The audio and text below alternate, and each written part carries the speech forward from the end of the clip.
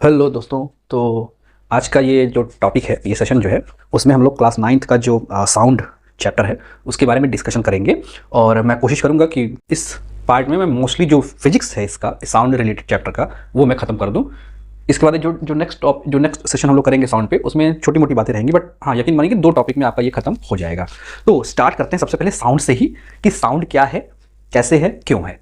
तो आप ये समझिए कि साउंड एक टाइप की एनर्जी है। मतलब sound is a form of energy, which energy, that is mechanical energy. ठीक है ना। तो साउंड जो है एक टाइप का मैकेनिकल एनर्जी है, क्योंकि साउंड जो है एक जगह से दूसरी जगह तक प्रोपोगेट करता है, यानी कि चल सकता है। तो जिस फॉर्म में चलता है उसे हम वेव कहते हैं। यानी कह सकते हैं कि साउंड एक टाइप की मैकेनिकल एनर्जी है जो कि प्रोपोगेट करता है in the form of wave. और चूंकि वेव भी 2 टाइप की होती हैं, एक लॉन्गिट्यूनल वेव, आप चाहे आप बुक से इसका पूरा नाम लिख लीजिएगा, मुझे स्पेलिंग आती नहीं है, तो लॉन्गिट्यूनल वेव, और दूसरा होता है आपका ट्रांसवर्स वेव। तो जो साउंड है वो एक टाइप की मैकेनिकल एनर्जी है जो कि प्रोपोगेट करती है in the form of longitudinal wave. ठीक है, इतनी बातें आपको क्लियर होगी। दूसरी चीज, हर एक मैकेनिकल एनर्जी जो कि लॉन्गिट्यूनल वेव के फॉर्म से एक पॉइंट से दूसरे पॉइंट तक जाती है, वो साउंड नहीं होती। साउंड की एक सबसे बड़ी खासियत ये है, साउंड को हम सुन सकते हैं। ठीक है ना, सबसे बड़ी बात। तो कह सकते हैं इट कैन बी हेयर।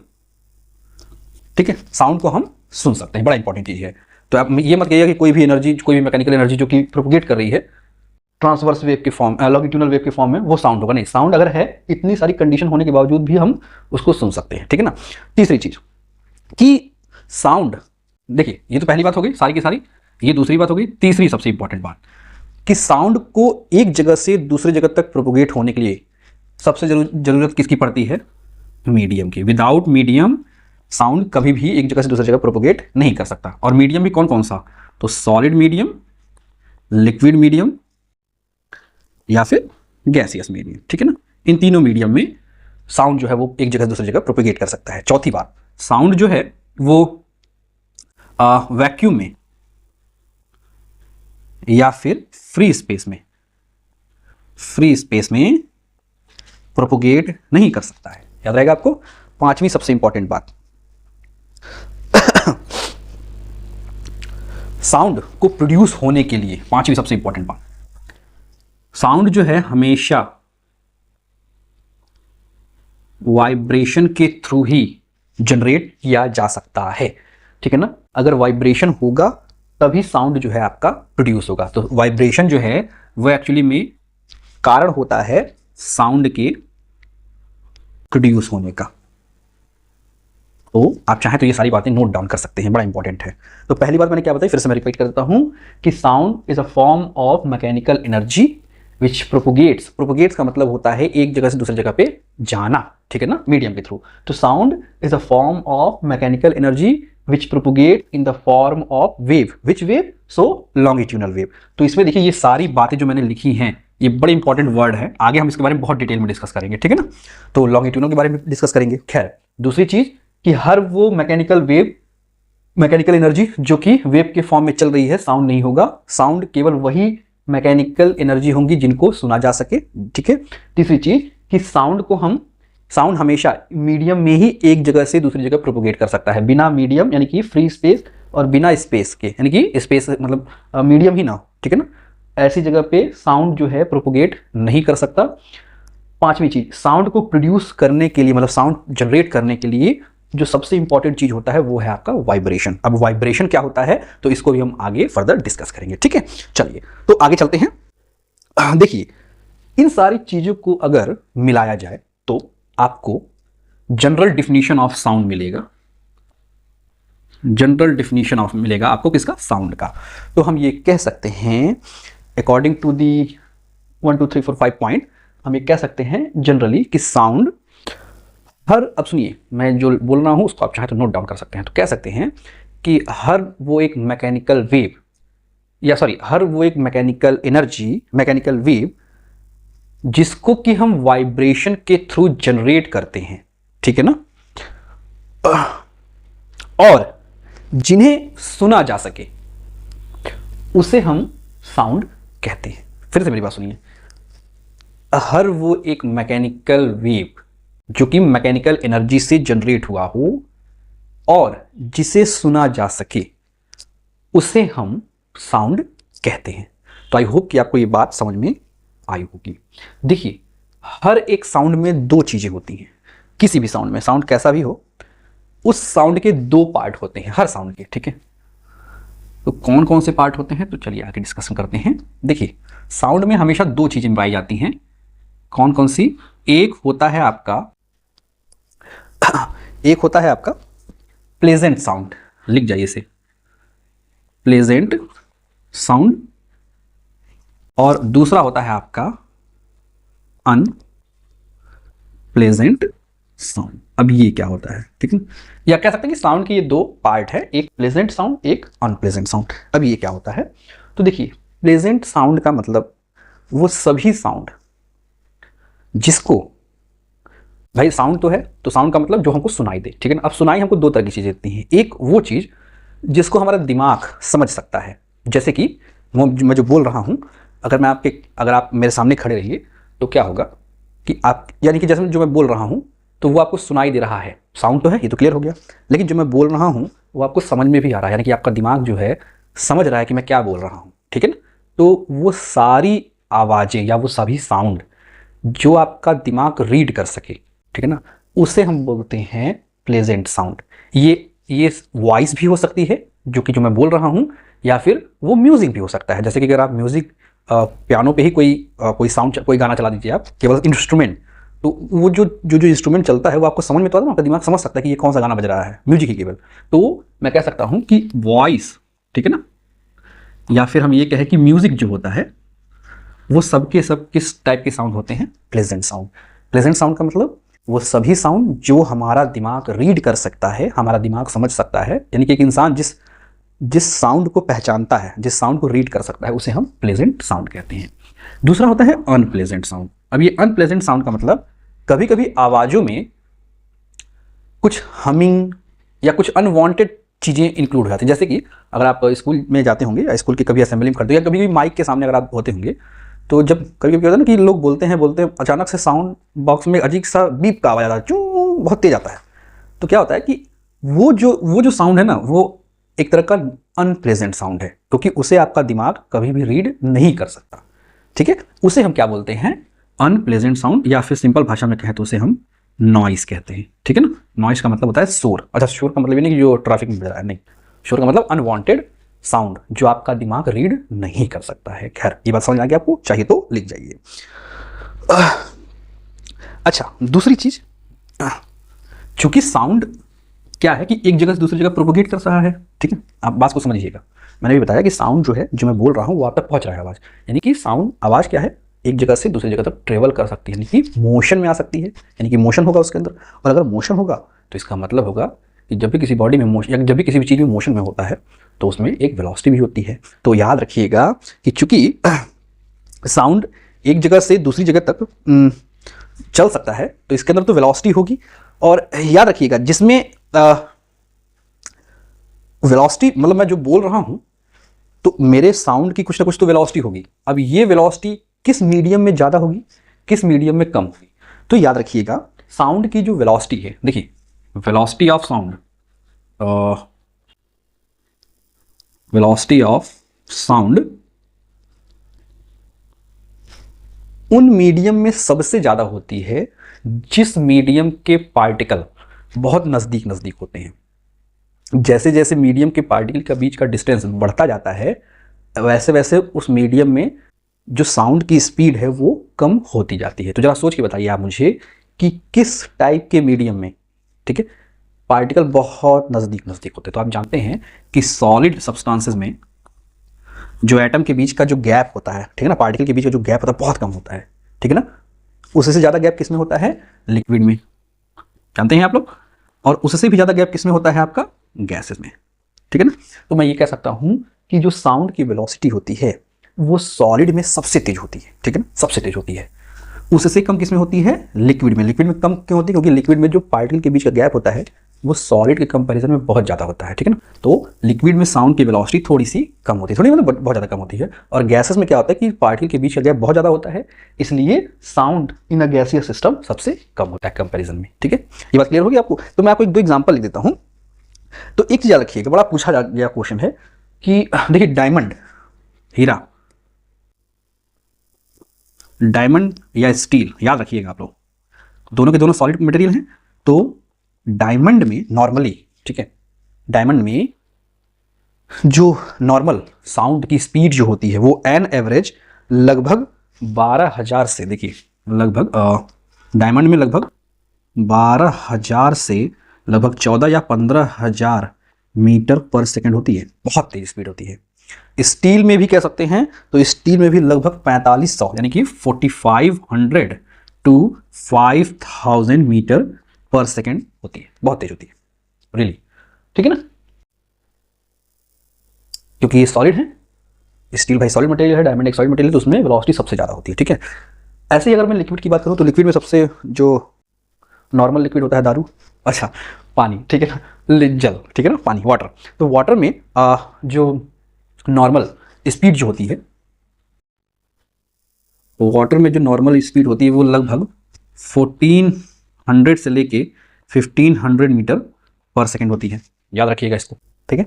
चूंकि लिक्विड सॉलिड से कम डेंस है, ठीक है ना, डेंस मतलब उनके पार्टिकल के बीच का डिस्टेंस क्या है, ज़्यादा है, तो ऑब्वियस सी बात है सॉलिड के कंपेरिजन में कम इसका इस मीडियम में कम ही वेलोसिटी होगी लिक्विड की। नाउ गैसियस सिस्टम की बात करूँ तो गैसेस में सबसे जो नॉर्मल गैस है एयर, जिसको हम बोलते हैं हमारे एटमॉस्फेयर में, हम जो भी बोलते हैं नॉर्मली एयर में ही, एयर मीडियम में ही बोलते हैं। तो एयर एक तरह का गैसियस सिस्टम है। तो air at a normal temperature की बात करूँ, चलिए 20 डिग्री सेल्सियस पे, ठीक है ना, एनटीपी जानते हैं ना, नॉर्मल रूम टेम्परेचर एनटीपी। तो उसमें जो गैसियस सिस्टम, गैसियस मीडियम में या गैस मीडियम में जो साउंड की स्पीड होती है वो नॉर्मली, याद रखिएगा बहुत पूछा गया है, 332 मीटर पर सेकेंड या फिर 343 मीटर पर सेकेंड के आसपास होती है, मतलब यहीं पे वेरी करती है, ठीक है, ठीक है ना, ये इतना याद रहेगा आपको। चलिए देखिए यहाँ पे दो बातें जाननी और बातें हैं। एक आज चूंकि मैंने बताया कि चूंकि साउंड जो है वो प्रोपोगेट कर रहा है, तो प्रोपोगेट कर रहा है तो उसके अंदर तो वेलोसिटी होगी, ये बात तो क्लियर होगी। अच्छा, अगर वो प्रोपोगेट कर रहा है तो कुछ डिस्टेंस भी तो कवर कर रहा होगा। मान लीजिए मैं बोल रहा हूँ, आप मेरे सामने, तो कुछ हमारे बीच की डिस्टेंस है कि नहीं है, तो क्या होगा कि मैं बोल रहा हूँ तो आप तक पहुँचाने कुछ ना कुछ डिस्टेंस कवर किया। तो कहने का मतलब ये है कि साउंड जो हम इंसान लोग बोलते हैं नॉर्मली, हम जब बोलते हैं, जब आदमी लोग बोलते हैं, तो उनकी साउंड यानी कि उनका जो वॉइस है या आवाज़ है वो कितना डिस्टेंस ट्रेवल कर सकती है। तो एन एवरेज ये माना गया है कि इंसान जब बोलते हैं तो उनके द्वारा जो ट्रेवल किया गया डिस्टेंस है उनकी आवाज़ों का, वो अराउंड 150 मीटर से लेके 250 मीटर के रेंज का होता है। ये आदमियों का है, मैं हैवानों की बात नहीं कर रहा हूँ, ठीक है ना। तो आदमी लोग जब बोलते हैं, मतलब हम लोग जब बोलते हैं, तो हमारे आवाज़ की जो दूरी है लगभग 150 मीटर से लेकर 250 मीटर की रेंज की होती है, मतलब उतना दूर तक हमारी आवाज़ जो है वो पहुँच जाती है, ठीक है, क्लियर होगा। चल, एक जो सबसे इंपॉर्टेंट बात है, बड़ा इंपॉर्टेंट चीज़ है, देखिए जब साउंड एक पॉइंट से दूसरे पॉइंट तक ट्रेवल करता है, तो उस कंडीशन में मीडियम, ये जो मीडियम है ना, इस मीडियम के पार्टिकल, भैया ऑब्वियस बात है ये मीडियम है, मैंने बोला, देखिए मैं बोल रहा हूँ और वहाँ पे कोई खड़ा है, तो यहाँ से आवाज़ वहाँ तक जाएगी ना प्रोपोगेट करते हुए, तो बीच में मीडियम है और इस मीडियम में जो पार्टिकल हैं मैं उनकी बात कर रहा हूँ। तो क्या होता है कि जो मीडियम में पार्टिकल हैं उनकी डेंसिटी और उन पर लगने वाला प्रेशर कॉन्टिन्यूसली कम ज़्यादा होता है। तो कहने का मतलब ये है कि जब साउंड प्रोपोगेट करता है एक पॉइंट से दूसरे पॉइंट तक, तब डेंसिटी और प्रेशर किसका, मीडियम का, कॉन्टिन्यूसली क्या होता रहता है, चेंज होता रहता है। आपको इतनी बातें क्लियर रहेंगी, चाहे तो आप इसको नोट कर लें।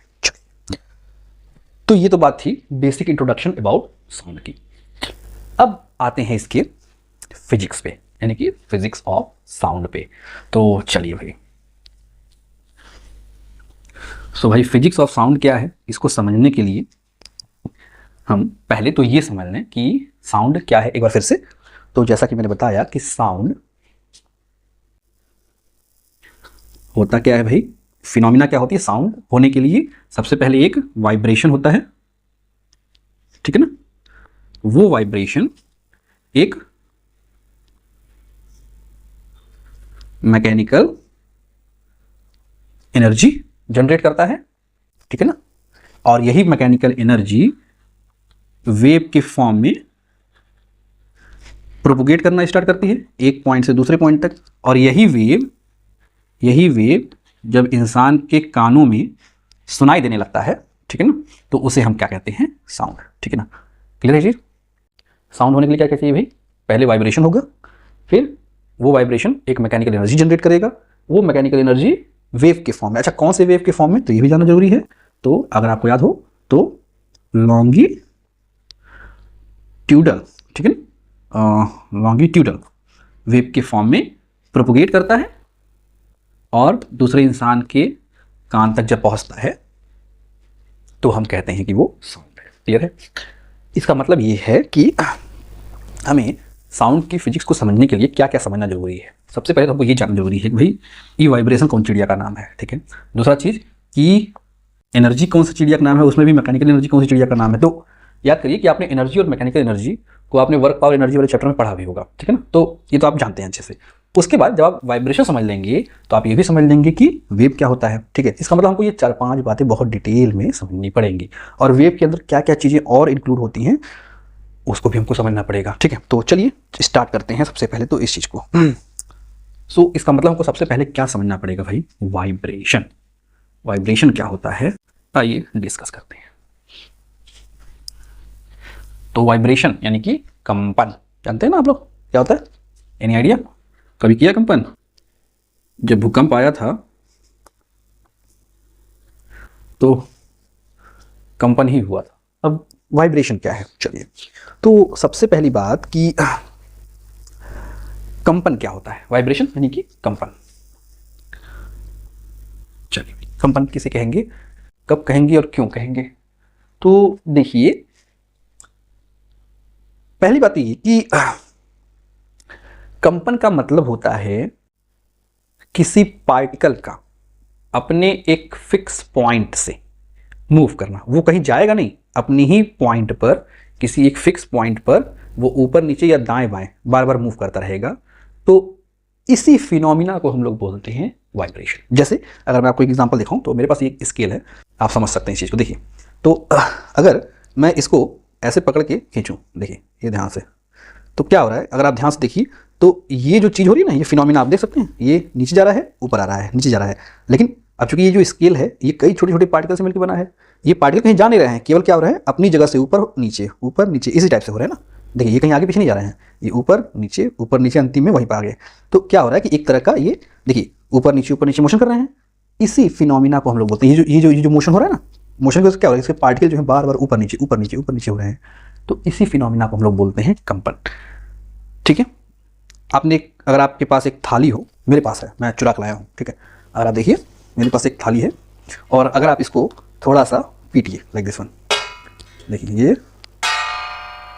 तो क्या हो रहा है कि इस थाली के जितने भी पार्टिकल हैं बहुत जल्दी हिल रहे हैं, ठीक है ना। जब ये हिल रहे हैं तो इसी फिनोमिना को हम लोग बोलते हैं क्या चीज़, कंपन, ठीक है ना। यानी अगर मैं ये डिफाइन करने की कोशिश करूँ कि कंपन क्या होता है, तो कंपन का मतलब होता है पार्टिकल का, देखिए कंपन एक वो फिनोमिना है जिसमें particle to and fro motion करते हैं, to and fro motion of particle, इसी को हम लोग बोलते हैं वाइब्रेशन, ठीक है ना। और जब वाइब्रेशन ऐसा हो, जब किसी मीडियम में वाइब्रेशन ऐसा हो कि वो एक मैकेनिकल एनर्जी को प्रोड्यूस करे, बात समझिएगा, तब जनरेट होता है आपका साउंड। यानी कि वाइब्रेशन क्या प्रोड्यूस करता है, आपका साउंड। इसको अगर आपको समझना हो तो इसका सबसे सिंपल एग्जांपल वही थाली है। तो देखिए ये थाली है, ठीक है ना, अभी इसमें कोई आवाज़ नहीं है, लेकिन जब मैं इस थाली के हर एक पार्टिकल को वाइब्रेट करूंगा तो क्या जनरेट होगा, मेरा साउंड। देखिए कैसे, तो ये रहा थाली और ये मैंने इस पर मारा, ठीक है ना। तो क्या हुआ कि थाली के हर एक पार्टिकल जो है वाइब्रेट हुए। वाइब्रेट होने के बाद क्या जनरेट किए? Mechanical energy. अब देखिए बस यार, तो पार्टिकल का इस थाली के हर एक पार्टिकल ने एक वाइब्रेशन जनरेट किया, और यही जनरेटेड वाइब्रेशन कौन सी एनर्जी बनाई? Mechanical energy. और वो मैकेनिकल एनर्जी क्या प्रोड्यूस किया? आपका साउंड। क्लियर है? आपको साउंड सुनाई भी दिया होगा। आप घर पे इस प्रैक्टिकल करिएगा और महसूस कीजिएगा कि क्या उस थाली में कंपन हो रहा है कि नहीं। मैं बोल रहा हूँ, ठीक है ना, मेरी आवाज़ है, आप अपने गले पे यहाँ पे आप उंगली रखिए, थोड़ा फिंगर टच कीजिए यहाँ गले पे, तो जब आप बोलेंगे तो आपको एहसास होगा कि यहाँ पे, ठीक है ना, आपका वाइब्रेशन हो रहा है। विदाउट वाइब्रेशन साउंड हो ही नहीं सकता। यहाँ पे टच करके देखिए, तो आपको जब आप बोलेंगे कॉन्टिन्यूसली, तो मुझे अभी भी एहसास हो रहा है कि यहाँ पे वाइब्रेशन हो रहा है, ठीक है ना। तो वाइब्रेशन क्या होता है? किसी पार्टिकल का टू एंड फ्रो मोशन, और यही to and fro motion of particle generate बनाता क्या है? वाइब्रेशन। और वाइब्रेशन क्या प्रोड्यूस करता है? आपका साउंड, ठीक है। अच्छा, ये तो साउंड प्रोड्यूस हो गया, ठीक है ना। ये था आपका थाली। थाली ने क्या प्रोड्यूस कर दिया?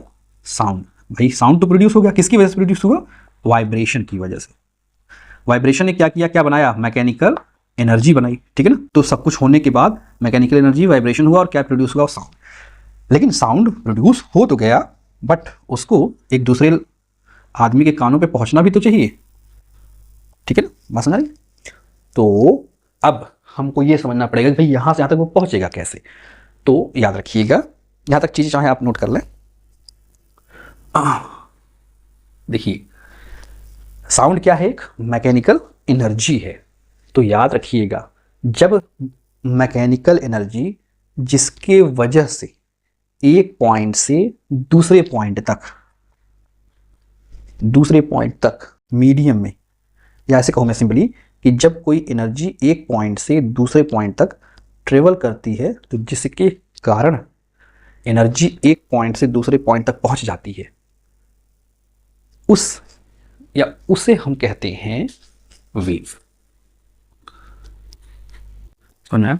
तो वेव क्या है? वेव एक तरीका है जिसके थ्रू हम किसी एनर्जी को, किसी भी एनर्जी को, वो चाहे मैकेनिकल एनर्जी हो या कोई और एनर्जी हो, साउंड भी तो एक तरह की एनर्जी है, तो एक ऐसा तरीका जिसके थ्रू हम एनर्जी को एक पॉइंट से दूसरे पॉइंट तक प्रोपोगेट करा सकें, ठीक है ना, उसे हम कहते हैं वेव। आई थिंक आपको क्लियर हो गया होगा। अगर आप ठीक है। अच्छा, साउंड को प्रोपोगेट करने के लिए भी ऑब्वियसली साउंड क्या है? एनर्जी है, तो उसको भी प्रोपोगेट करने के लिए किसकी जरूरत पड़ेगी? वेव की। लेकिन किस वेव की? तो मैंने स्टार्टिंग में बताया था, कौन सा वेव भाई? लॉन्गिट्यूडल वेव, ठीक है ना। अभी बात आती है कि वेव तो समझ में आ गया। वेव एक ऐसा तरीका है, एक ऐसा सिस्टम है जिसके थ्रू हम एनर्जी एक पॉइंट से दूसरे पॉइंट तक ट्रांसफर कर सकते हैं। उसमें भी एनर्जी वेव दो टाइप का है, एक लॉन्गिट्यूडल, एक ट्रांसवर्स। लॉन्गिट्यूडल वेव ही रिस्पॉन्सिबल होता है मैकेनिकल एनर्जी को एक पॉइंट से दूसरे पॉइंट तक पहुंचाने के लिए। लेकिन क्वेश्चन आता है कि भाई ये लॉन्गिट्यूडल वेव क्या है? फिर तो इसको समझने की कोशिश करते हैं कि लॉन्गिट्यूडल वेव क्या है। अच्छा, आप समझिएगा इसी बात को, छोटा सा स्टोरी है, शायद आप समझ पाए। तो देखिए, हो क्या रहा है ना कि जो मैं बोल रहा हूं, समझिए वाली बात, जब मैं बोल रहा हूं तो ये है साउंड, यानी कि एक टाइप की मैकेनिकल एनर्जी, ठीक है ना। अब इसको वहां तक जाना है, तो क्या होगा कि यहां बीच में पार्टिकल हैं, मीडियम के पार्टिकल, छोटे छोटे कण तो है ना, एयर के पार्टिकल हैं। तो वेव, अब देखिए मेरी एनर्जी उस तक तो पहुंच रही है, इसका मतलब वेव होगा बीच में। कौन सा वेव होगा? लॉन्गिट्यूडल वेव है या ट्रांसवर्स वेव है? तो इसको कैसे पहचानें? तो देखिए, लॉन्गिट्यूडल वेव अगर होगा तो क्या होगा, जब मैं बोलूंगा, ठीक है ना, तो जो मीडियम के पार्टिकल होंगे, क्या होगा कि उनके बीच जो पार्टिकल के, देखिए ये मीडियम के छोटे छोटे पार्टिकल हैं, ठीक है ना। इन पार्टिकल के बीच का गैप आप चाहे तो इस वीडियो में देखें, ठीक है ना, आप समझ लेंगे। पार्टिकल के मीडियम का जो गैप है, ठीक है, पार्टिकल के बीच का जो गैप है, वो कभी कम होगा, कभी थोड़ा सा बढ़ेगा, कभी कम होगा, कभी बढ़ेगा। ऐसे होते होते तो होगा क्या कि जिस डायरेक्शन में मेरी आवाज है, उसी डायरेक्शन में पार्टिकल के मीडियम के बीच का गैप कम होगा, बढ़ेगा, फिर कम होगा, फिर बढ़ेगा, और ऐसे होते होते वो दूसरे पॉइंट तक पहुंच जाएंगे। बस समझ रही? चाहे तो आप इस एनिमेशन से अच्छे समझ सकते हैं आप, ठीक है। तो हो क्या रहा है इसमें कि पार्टिकल के बीच का गैप कम हो रहा है, ज्यादा हो रहा है, फिर कम हो रहा है, फिर ज्यादा हो रहा है, और ऐसे होते होते मेरी जो आवाज यानी कि साउंड जो है वो एक पॉइंट से दूसरे पॉइंट तक ट्रांसफर हो जा रही है, या मैं कहूँ कि मैकेनिकल एनर्जी एक पॉइंट से दूसरे पॉइंट तक चली जा रही है। तो ऐसे, अच्छा, एनर्जी का ट्रांसफर हुआ यानी कि वेव हुआ, तो ऐसे वेव को हम लॉन्गिट्यूडनल वेव कहेंगे, जिसमें पार्टिकल के बीच का गैप कम और ज्यादा होता है, ठीक है ना। और उसी डायरेक्शन में होगा जिस डायरेक्शन में मेरी आवाज है। ऐसा नहीं है कि पार्टिकल के बीच का गैप ऊपर नीचे होगा, कम या ज्यादा, ऐसे नहीं होगा, ऐसे ऐसे ही होगा, ठीक है। तो इसको हम बोलेंगे लॉन्गिट्यूडनल वेव। क्लियर है? तो आई होप कि आपको ये चीजें समझ में आई होंगी। इसलिए मैंने स्टार्टिंग में बताया था कि लॉन्गिट्यूड साउंड जब एक पॉइंट से दूसरे पॉइंट तक पहुंचता है तो पार्टिकल, मीडियम में प्रेजेंट पार्टिकल की डेंसिटी और प्रेशर चेंज होता रहता है। चेंज कैसे होता है? देखिए, जब पार्टिकल बहुत नजदीक नजदीक होंगे तो उनकी डेंसिटी बढ़ जाएगी, ठीक है ना। और जब पार्टिकल के बीच का गैप बढ़ेगा तो उनकी डेंसिटी क्या होगी? घट जाएगी। प्रेशर भी उसी हिसाब से घटेगा, बढ़ेगा। तो वही मैंने बोला कि साउंड को जब एक जगह दूसरी जगह प्रोपेगेट करता है तो उनके बीच का जो डेंसिटी है और प्रेशर जो है वो कॉन्टिन्यूसली चेंज होता रहता है। तो आई होप कि आपको लॉन्गिट्यूडनल वेव अच्छे से क्लियर हो गया होगा, ठीक है। ओके, तो थोड़ा आगे हम चलते हैं। नाउ अगर आप इस एनिमेशन को फिर से देखिए तो उसमें एक चीज़ आपको ये दिखाया जा रहा होगा कि जब पार्टिकल के बीच की डेंसिटी घट रही है, जब पार्टिकल के बीच का गैप घट रहा है तो ग्राफ ऊपर की तरफ जा रहा है, देखिए। और जब पार्टिकल के बीच का डेंसिटी जो गैप है वो बढ़ रहा है तो ग्राफ नीचे की तरफ आ रहा है। समझ सकते हैं इस फोटो से, फोटो या वीडियो जो भी है आपका। यानी कहने का मतलब, अगर आप देख सकते हैं इस चीज़ को, तो वो ग्राफ ऐसे बनाया गया है, लाइक दिस वन। ये गैप है और ये आपका टाइम मान लीजिए है, या जो भी मान लीजिए। तो देखिए, पहले क्या हो रहा है, गैप बढ़ रहा है, तो गैप जैसे जैसे बढ़ रहा है ग्राफ ऊपर की तरफ गया है। गैप जैसे जैसे कम हुआ है ग्राफ नीचे आया है। जब गैप पार्टिकल के बीच में बहुत ज़्यादा है तो ग्राफ बिल्कुल नीचे चला गया है और फिर वापस ऊपर की तरफ आया जैसे जैसे गैप कम हो रहा है। और यही चीज़ बार बार चल रही है। आप समझ सकते हैं इस चीज़ को, यही चीज़ कॉन्टिन्यूसली हो रहा है। यहाँ देखिए, लाइक दिस वन। फिर से क्या होगा, गैप जैसे जैसे घट रहा है, देखिए गैप फिर से घटा, तो जैसे जैसे घट रहा है इनके बीच जो ये जो ग्राफ है वो ऊपर की तरफ बढ़ रहा है। फिर गैप जैसे जैसे बढ़ रहा है ये ग्राफ नीचे की तरफ गिर रहा है। और यही चीज़ कॉन्टिन्यूसली हो रही है टाइम के साथ। तो ये वेव का एक ग्राफिक रिप्रेजेंटेशन होता है। समझ आ रही बात? आप शायद इससे पहली बार अवेयर हो रहे होंगे तो ये चीज़ आपके लिए बड़ी मायने रखती है। तो इसका मतलब ये है कि वेव की थ्योरी पढ़ने के लिए, वेव को समझने के लिए, चाहे वो लॉन्गिट्यूडनल वेव हो चाहे ट्रांसवर्स वेव हो, आपको ये ग्राफ को समझ में आना चाहिए। अगर आप लॉन्गिट्यूडनल वेव की बात कर रहे हैं तो ये ग्राफ ये क्या बता रहा है आपका कि जैसे जैसे ऊपर जा रहा है पार्टिकल के बीच का गैप क्या हो रहा है, कम हो रहा है। और जैसे जैसे नीचे आ रहा है वैसे वैसे क्या हो रहा है, पार्टिकल के बीच का गैप जो है वो बढ़ रहा है, ठीक है। तो आई होप कि आपको ये जो वेव का ग्राफ है वो समझ में अच्छे से आ रहा होगा।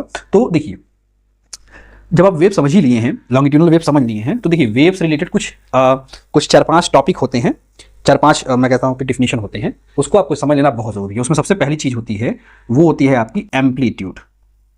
चाहिए तो आप लिख लीजिए एम्पलीट्यूड, ठीक है।